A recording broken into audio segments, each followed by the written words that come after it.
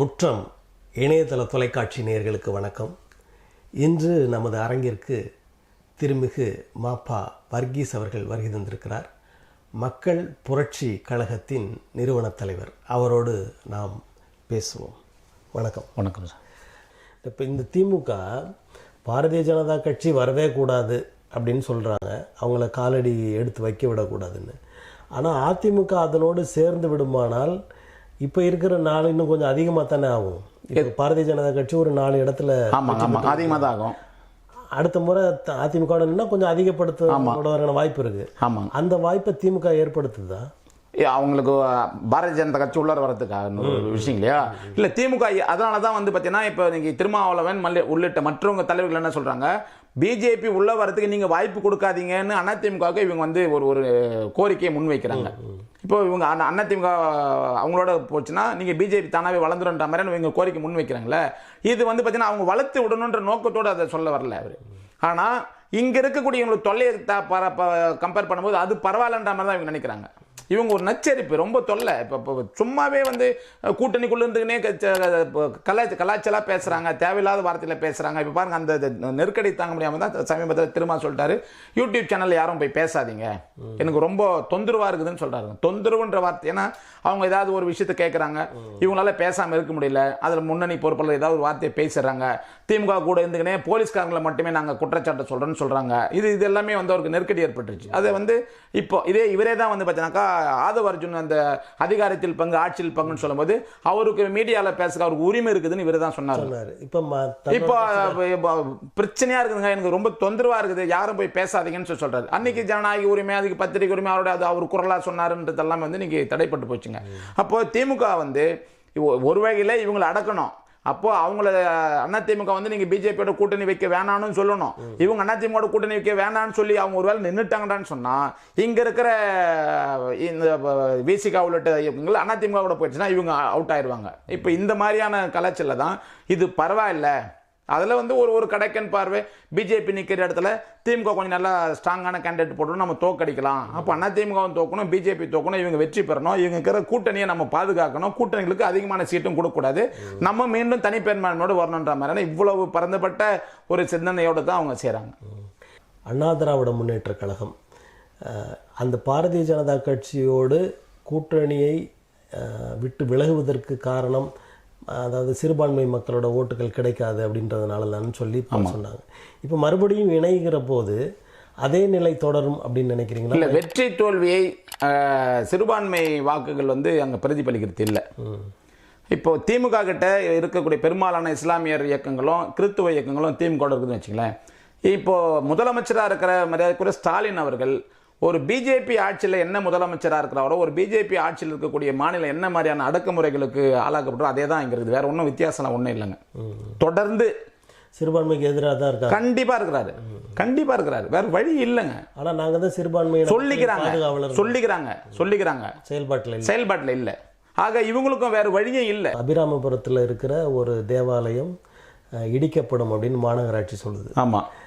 ஆனால் இவர் சிறுபான்மையின மக்களின் பாதுகாவலர்னு சொல்றாங்க. இவங்களுக்கு அதான் சொல்றேன். இப்போ எப்படி எடப்பாடி பிஜேபியோட கூட்டணி வைக்கணுன்றதுல வேறு வழி இல்லாமல் நெருக்கடியில் வைக்கிறாரோ, இதே சூழ்நிலை தான் இருக்கக்கூடிய இஸ்லாமியங்களா வேறு வழி பகிரங்கமாக நாம் பிஜேபி ஆதரிக்க முடியாது, பிஜேபி ஆதரிக்கிற அதிமுக கூட்டணி நம்ம இருக்க முடியாது, வேறு வழி இல்லை, அதை காட்டில இது பரவாயில்ல தான், தொல்லை தான், தொந்தரவு தான், ஆனாலும் பரவாயில்லைன்ற அடிப்படையில் தான் இங்கே இருக்கிறாங்களோடைய. இவர் இருக்கக்கூடிய இந்த 4 ஆண்டு காலத்தில் எந்த இஸ்லாமியர்களுக்கும் எந்த கிறிஸ்தவர்களுக்கும் எந்த பட்டியல் மக்களுக்குமான பாதுகாப்போ எதுவுமே ஒன்றுமே இல்லைங்க.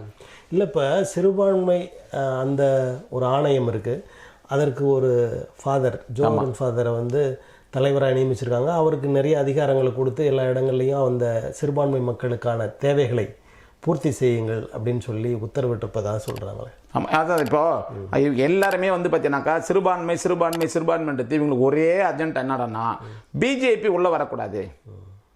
இந்த இந்த ஒற்றை புள்ளியில தான் இவங்க ஒருங்கிணைக்கிறாங்க. ஏன்னா பிஜேபி உள்ள வந்தால் தான் என்னதான் நடந்துடும். இப்போ நடக்கிறக்கூடிய ஆணவ கொலை நின்றுடுமா? இல்லை உங்களுக்கு இப்போ பிஜேபி உள்ள ஒன்றியத்துக்குள்ளே வந்ததுனால தான் இப்போ வக்ஃபோர்டில் வேறு ஆட்கள்லாம் உள்ளே வராங்க. அந்த மாதிரி நிலை தமிழ்நாட்டிலையும் வரும்ல? இல்லை, அதுதான் இப்போ அது நான் என்னன்னு சொல்கிறேன்னா, இவங்க எவ்வளோதான் பாதுகாப்பாக இருந்தாலும் கூட மக்கள்கிட்ட அந்த பாதுகாப்பான சிந்தனையும் மக்கள்கிட்ட அந்த பாதுகாப்பான எண்ணமும் இல்லாமல் நீங்களே நான் அவங்கள மடை கட்டுறேன், அவங்க வந்து இதை செஞ்சிருவோம் அதை செஞ்சிருவான்னு சொல்லும்போது அவங்க கொடுக்குற தொல்லையை விட இங்கே இருக்கிற தொல்லை அதிகமாக தான் இருந்துட்டு இருக்குது இந்த மக்களுக்கு. சிறுபான்மை மக்களுக்கும் கிறிஸ்தவ மக்களுக்குமே பெருசாக பாதுகாப்பும் இல்லை. நீங்கள் பாருங்கள், ஒரு சின்ன உதாரணம். நீங்கள் 4 ஆண்டு காலத்தில் இவருடைய சாதனைகளை என்ன சொல்லப்பட்டிருக்கோம்? பெண்களுக்கு நாங்கள் வந்து இலவசமாக பஸ் கொடுத்தோம், இப்போ மகளிருக்கு 1000 ரூபாய். இது எல்லாமே வந்து ஒரு சின்ன விஷயமா ரொம்ப நம்ம அதை சொல்றதுக்கு ரொம்ப நமக்கு அவமானமாக தான். எப்படி நீங்கள் சொல்லுவீங்க? இது பெரிய ஒரு தொகையான மக்கள், லட்சக்கணக்கான மக்கள் மகளிருக்கு உதவித்தொகை கொடுக்குறாங்க. நான் என்ற உதவித்தொகை நீங்கள் மாதம் 1000 ரூபாய் உதவித்தொகை கொடுக்கக்கூடிய அளவுக்கு தான் இங்கே மக்கள் இருக்கிறாங்களா?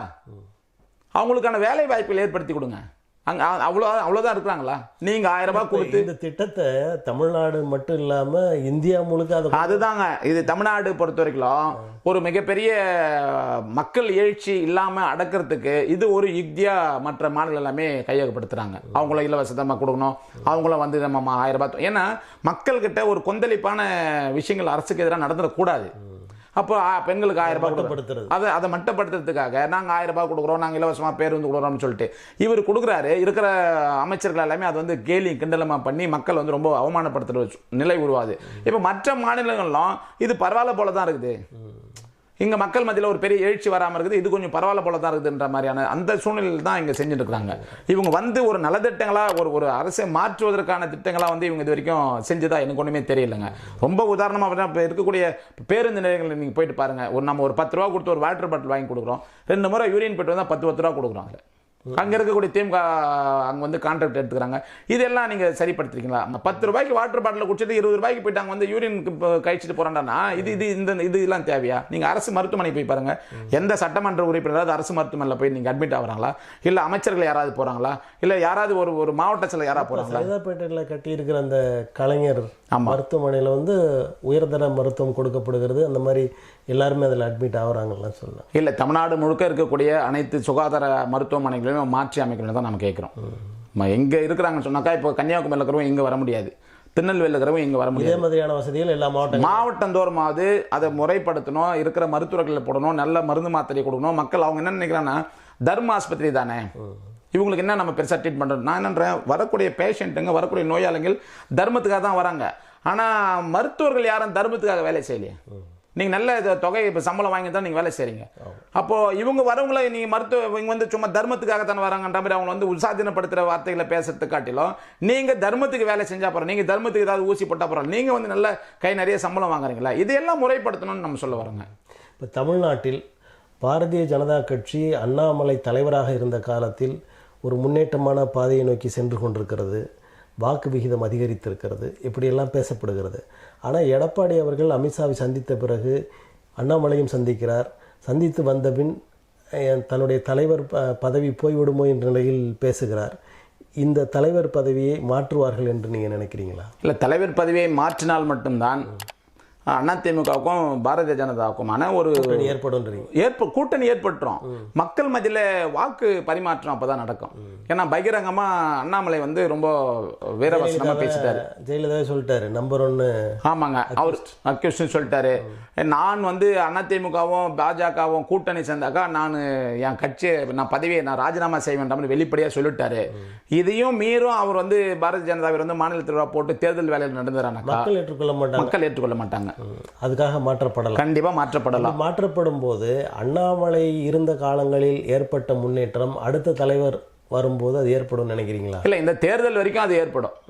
2026 சட்டமன்ற தேர்தல் வரைக்கும் அதை வந்து எப்படியாவது அவங்க சரி செஞ்சு தான் ஆகணும். அதற்கு பிறகு வெற்றி தோல்வியை தீர்மானித்து 2026 தேர்தலுக்கு பிறகு அவங்க மீண்டும் மாநிலத்தில் மாற்றுறதுக்கான வாய்ப்புகள் கண்டிப்பாக இருக்கலாம். அவங்க இப்போ பொதுவாக மக்கள் சிலர் வந்து அரசியலை பார்க்கிறவர்கள், அணுகி பார்க்கிறவர்கள் என்ன சொல்கிறாங்க, தேமுதிகவுடைய வாக்கு விகிதம், அப்புறம் பாட்டாளி மக்களுடைய கட்சியோட வாக்கு விகிதம், நாம் தமிழர் வாக்கு விகிதம் குறைவதற்கான வாய்ப்பு தான் அதிகமாக இருக்கிறது 2026என்றாங்க. உங்களுடைய பார்வை? இல்லை, இவங்களுடைய வாக்கு குறைவாக இருக்குதுன்னும் போது அடுத்து வரக்கூடிய தலைவர்கள்கிட்ட அந்த வாக்கு போகிறதுக்கான விஷயங்கள தான் இருக்குதுங்க. இது எப்படி குறைஞ்சதுன்னு சொன்னால், சீமான் வந்ததுக்கு பிறகு சீமான் வாங்கப்பட்ட வாக்குகள் எல்லாமே இந்த 2 பேருடைய வாக்குகள் தான். நீங்கள் முதல்ல பாட்டாளி மக்கள் கட்சியுடைய வாக்கு சதவீதம் குறைஞ்சதுக்கு தேமுதிகவுடைய வாக்கு சதவீதம் தான் சரியாக இருந்ததுங்க, காரணமாக இருந்தது. இப்போ மரியாதைக்குரிய விஜயகாந்தருடைய மறைவுக்கு பிறகு அங்கே சரியான தலைமை இல்லை. இப்போ அவர் இருக்கிற காலகட்டங்கள்லேயே சீமான் வந்ததுக்கு பிறகு அவங்க பின்னால் மக்கள் போவாங்க. இப்போ சீமான் கிட்ட இருக்கிற வாக்கு இன்னைக்கு விஜய்க்கு டிரான்ஸ்ஃபர் ஆகிறதுக்கான வாய்ப்புகள் தான் இருக்குது. இப்படி தான் இருக்குதுங்களா ஒழிய இதை இது பெரும்பாலும் பார்த்தீங்கன்னா இந்த இயக்கங்களுக்கு இருக்கக்கூடிய வாக்குகள் எல்லாமே ஒரு நிரந்தரமான வாக்குகள் இல்லை. இந்த 3 கட்சிகளுமே நாடாளுமன்ற தேர்தலில் பெற்ற வாக்குகளை விட 2026 சட்டமன்ற தேர்தலில் குறைவாகத்தான் பெறுவார்கள் அப்படின்னு சொல்றாங்களே, அது உண்மை இல்லை? குறைவா பெறுவாங்கன்னு சொல்ல முடியாது. ஏன்னா நாடாளுமன்ற தேர்தல் வேற, சட்டமன்ற தேர்தல் வேற. இப்போ இங்க இருக்கிற கூட்டணிகள், இங்க இருக்கிற ஆட்சி அதிகாரத்தில் நம்ம பங்கு பெறணுன்ற நோக்கங்களோடு இருக்கும்போது வாக்குகள் கூடுறதுக்கான வாய்ப்புகள் இருக்குது. இவங்க என்ன கூட்டணிக்கு போவாங்க, என்ன நிலைப்பாடு இருப்பாங்கன்றதை பொறுத்து வாக்குகள் கூடுறதுக்கான வாய்ப்புகள் இருக்குது. இப்போ தொடர்ந்து நாம் தமிழர் களத்தில் இருக்காங்க. கடந்த தேர்தலில் 35 லட்சம் வாக்குகளுக்கு மேலே வாங்கியிருக்காங்க. ஆனால் ஒரு சட்டமன்ற உறுப்பினர் கூட இதுவரையில் இல்லை. இந்த முறை அந்த நிலை மாறும்னு நினைக்கிறீங்களா? இல்லைங்க, அதே நிலை தான் இருக்கும். இவரை பொறுத்த வரைக்கும் வேறு ஒரு இயக்கத்தை, குறிப்பாக திமுகவையோ அதிமுகவையோ தோற்கடிக்கிற அரசியல் மட்டும்தான் சீமானால நீண்ட காலம் செய்ய முடியும். அவரால் தனிப்பெருமையான ஒரு சட்டமன்ற உறுப்பினர் 2 சட்டமன்ற பெற்றதுக்கான வாய்ப்பு இல்லை. அதே போல விஜயும் அதே நிலை தான் வருவார். தனியாக நின்றார்னால் அதான் அதே நிலை தான் வருவார். அவர் கூட வெற்றி பெற வாய்ப்பு இல்லை. என்ன காரணம் கேட்டது நான் ஒரு உதாரணம் சொல்றேன் பாருங்க. திமுக கூட்டணியில் இருக்கக்கூடிய வாக்குகளை பிரிக்கணும். அதிமுக சேர்ந்திருக்கிற பிஜேபியோட கூட்டணியை வெற்றி பெற செய்யறதுக்கான வாய்ப்புகளை உருவாக்குற சூழ்நிலை தான் விஜயும் சீமானும் இங்க வேலை செஞ்சுட்டு இருக்காங்க. குறிப்பா எப்படின்னு கேட்டீங்கன்னா, இப்போ விஜயும் சீமானும் திமுகவை மட்டுமே டார்கெட் பண்ணி ஓட்டு பிரிக்கிறாங்க. இப்போ மற்ற அதிமுக, தேமுதிக, பாமக, பிஜேபி, ஓபிஎஸ் இவங்க எல்லாருமே சேர்ந்த மாதிரி என்னன்னு வச்சுக்கலாம். இவங்க அதிமுகவோ பிஜேபி கூட்டணியை பற்றி இவங்க பெருசாக பேச போகிறது 2 பேருமே. அப்போ திமுக கூட்டணி மட்டுமே அந்த விகிதத்தை பேசினாங்கன்னு சொன்னால், திமுக கூட்டணியுடைய ஓட்டை கொஞ்சம் பிரிங்க, இந்த கொஞ்சம் பிரிஞ்சிங்கனாக்கா இந்த கூட்டணி வெற்றி பெறதுக்கான வாய்ப்புகள் வந்துடும் அப்படின்ற மாதிரி சூழ்நிலை தான் அவங்க உருவாக்குறாங்க. அப்போ அதிமுக பார்த்தீங்கன்னா தனிப்பெரும்பான்மையோட அதில் வரதுக்கான வாய்ப்பும் இல்லை. அப்போ அதிமுகவுக்கு ஒரு சப்போர்ட் வேணும்னாக்கா பிஜேபி கூட்டணியில் இருக்கக்கூடிய என்டிஏ கூட்டணியில் இருக்கக்கூடிய ஆதரவோட தான் இவங்க ஆட்சி அதிகாரத்தில் பண்ணணும்னு சொல்லும்போது, திமுகவையும் இதோட சட்டமன்றத்தில் அவங்கள வீட்டுக்கு அனுப்பணும், இவங்க ஆட்சிக்கு வரணும். அதுக்கு யுக்திகளாக தான் இவங்க 2 பேரையும் பயன்படுத்த தான் நான் பார்த்துட்டு இருக்கேன். பாரதிய ஜனதா கட்சியால் உருவாக்கப்பட்டவர்களும் சீமானும் விஜயும் அப்படின்னு கண்டிப்பா அதில் எந்த மாற்று கருத்துமே இல்லை. ஏன்னு சொல்லி கேட்டீங்கன்னா, இவங்க 2 பேருமே தமிழ்நாட்டு நலன், தமிழர்களுக்காக மட்டும்தான் இவங்க இருக்கணுன்ற மாதிரியான சூழ்நிலை உருவாயிடுச்சு வச்சுங்களேன். ஏன் சீமானும் விஜய் ஏன் கூட்டணியை சேரக்கூடாது? ஏன் சேரக்கூடாது? அப்போ உங்களோட நோக்கம் என்ன? ஒரே கருத்து தானே பேசுறீங்க. நீங்களும் மன்னர் ஆட்சியை ஒழிக்கணும், குடும்ப ஆட்சியை ஒழிக்கணும், வாரிசு அரசியல் ஒழிக்கணும். சீமானும் மன்னர் ஆட்சியை ஒழிக்கணும், குடும்ப ஆட்சி ஒழிக்கணும், தமிழ் தான் நாட்டு ஆளணும். நீங்க விஜய் கூட தமிழர் அவர் ஏத்துக்கிறாரான்னு தெரியல. அப்ப நீங்க 2 பேருமே ஏன் கூட்டணி சேரக்கூடாது? இப்ப விஜய் அவர்களுக்கு பாரதிய ஜனதா கட்சியில் இருக்கிற வாக்குகளோ அல்லது அண்ணா திராவிட முன்னேற்ற கழகத்தில் இருக்கிற வாக்குகளோ போகாது அப்படின்னு நீங்க சொல்ல முடியுமா? கண்டிப்பா சொல்ல முடியும். இவங்க அதிமுகவையும் பாரதிய ஜனதா கட்சி என்ன பேசுறாரு? எதுவுமே பேசுறது இல்லையே. மோடிஜி இதனால எப்படி ஓட்டு உங்களுக்கு பிரிஞ்சிடும். ஆனால் திமுகவை வைக்கக்கூடிய கடுமையான வார்த்தைகள், கடுமையான விஷயங்கள்ல இவர் நேர டிவிக்கே வெர்சஸ் டிஎம்கேன்ற மாதிரி சொல்றாருனாக்கா இது என்ன நிலைப்பாடு? அப்போ திமுகவை மட்டும்தான் இவங்க உடைக்கணும், அதுக்கு மட்டும்தான் இவங்க அஜெண்டா. அப்போ இவங்க 2 பேரும் ஒன்றா சேரவே கூடாதா? ஒன்றா சேரவே முடியாதா? என்ன காரணம்? உங்களை ஏன் 2 பேரும் ஒன்றா சேரக்கூடாது? ஏன்னா இவங்களுக்கு சொல்லி அனுப்பப்பட்டிருக்குது அதுதான். நீங்கள் ஒன்றும் சேரக்கூடாது, 2 பேருமே தனித்தனியாக இருக்கணும், நீங்கள் அடிக்க வேண்டிய அம்பு அங்கே தான் அடிக்கணும்னு சொல்லி அனுப்பப்பட்டது. அப்படிதான், அதனால அப்படிதான் இருப்பாங்க அவங்க. இப்போ நடைபெற்று கொண்டிருக்கிற திராவிட மாடல் ஆட்சி எல்லோரையும் சமமாக பார்க்கிறது, எல்லோருக்கும் எல்லாமும் அப்படிலாம் பேசுகிறாங்க. முதலமைச்சர் கூட நிறைய திட்டங்களை எல்லாம் பட்டியலின மக்களுக்காகலாம் கொடுத்துருக்கிறார், செயல்படுத்தப்பட்டு வருகிறதுன்னு சொல்கிறாங்க. உங்கள் பார்வை எப்படி? இல்லை, இப்போ திராவிட மாடல் ஆட்சி பட்டியலின மக்களுக்கு எதிரான ஆட்சி என்பதை நான் வன்மையாக குற்றச்சாட்டு வைக்கிறேன் அவர் மீது. அது உதாரணத்தை நான் ஒன்று சொல்லி அமைக்கிறேன். கடந்த மாதம் விழுப்புரத்தில் 1984 அந்த வாக்கில் வன்னியர் சங்கமாக இருக்கும்போது வன்னியர்கள் பார்த்தீங்கன்னாக்கா அவங்களோட இடஒதுக்கீட்டுக்காக ஒரு மிகப்பெரிய கடுமையான போராட்டத்தில் முன்வைத்தாங்க. அது அதிமுக ஆட்சி, எம்ஜிஆர் ஆட்சியில். அப்போது மிக கடுமையான பொருளாதார சேதத்தையும் பஸ் எரிப்பு மிகப்பெரிய வளங்களையும் கடுமையாக அழிச்சாங்க. அதில் ஒரு 40,000 50,000 வழக்குகள் பதிவுப்பட்டது. அதில் ஒரு 18 பேர் இறந்துருக்குறாங்க. காவல்துறை துப்பாக்கி சூட்டில் 18 பேர் இறந்துருக்குறாங்க. அது வந்து பாட்டாளி மக்கள் கட்சி அதுக்கு பிறகு பரிணாமம் இருந்தால் அவங்க வருஷம் அவங்க வந்து நினைவேந்தல் நிகழ்ச்சி நடத்துறது, அவங்க அங்கே மணிமண்டபம் கட்டுறது, அது அவங்களுடைய கட்சியை சார்ந்து செஞ்சுருக்காங்க. கடந்த மாதம் மதியாதுக்குரிய ஸ்டாலின் அவர்கள் அங்கே வந்து ஒரு மணிமண்டபம் கட்டுற இவனுடைய நிதியில், அதாவது அரசு சார்பில் ஒரு மணிமண்டபம் கட்டுறாரு. அந்த மணிமண்டபத்தை கட்டுறதுக்கு அவர் என்ன பேர் வச்சுக்கிறான்னு சொன்னாக்கா, இடஒதுக்கீடு போராளிகள் மணிமண்டபம்னு சொல்லிட்டு இவர் வந்து அங்கே திறக்கிறார். நான் கேட்குறேன், அங்கே வந்து வன்முறை செய்யப்பட்டவர்கள் இடஒதுக்கீடு போராளிகள் என்பது ஸ்டாலினுக்கு தெரியும்னு சொன்னால், 1968 44 பேர் கீழ்வெண்மணியில் பட்டியலின மக்கள் கூலி உயர்வுக்காக போராடி இருக்காங்க. அதுக்காக உங்களால் இது வரைக்கும் நீங்கள் மணிமண்டபம் கட்டலை.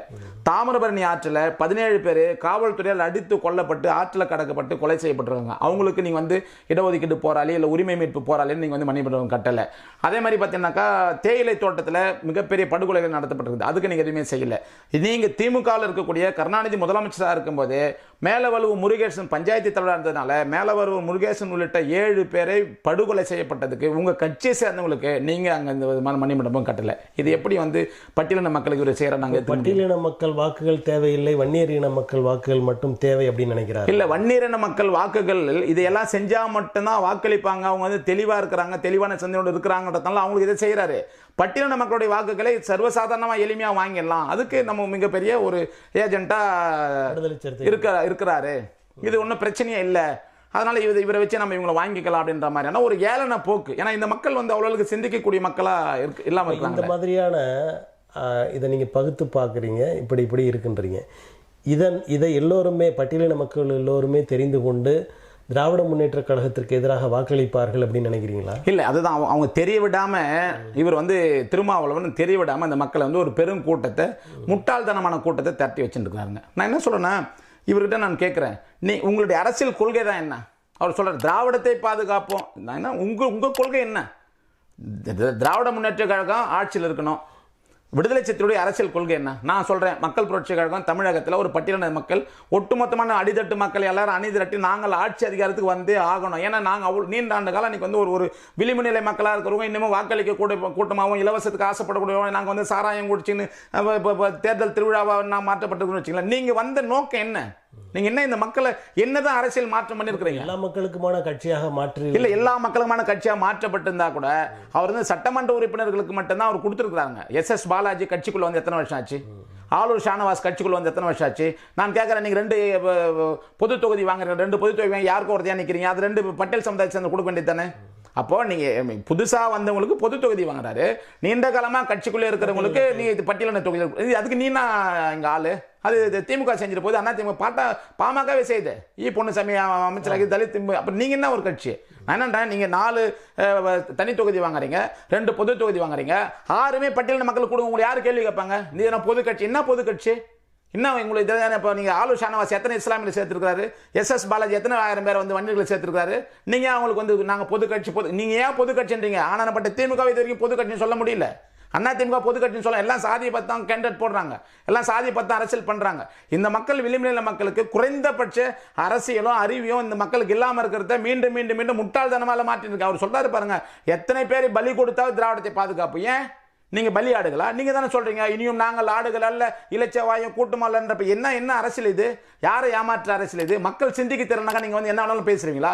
நான் என்ன சொல்றேன், திராவிடத்தை பாதுகாக்க வேண்டிய கடமை திருமாவளவனுக்கு இருக்குதுன்னு யார் சொன்னது? ஏன் திமுக அவங்க பேசிட்டுமே? இப்போ ஒரு பட்டியலின தலைவர் வலிமையாக மாறி வருகிறார் என்ற அந்த பொறாமையில நீங்க பேசுறீங்க. வலிமை வலிமை வலிமைன்னு நீங்க உங்களை மாதிரி தமிழ்நாடு முழுக்க சொன்னாலும் நான் ஏற்றுக்கொள்ள மாட்டேன். எங்களுடைய வலிமையை திமுக கூட்டணியில சீட்டு வாங்குறதுல காட்டுங்க.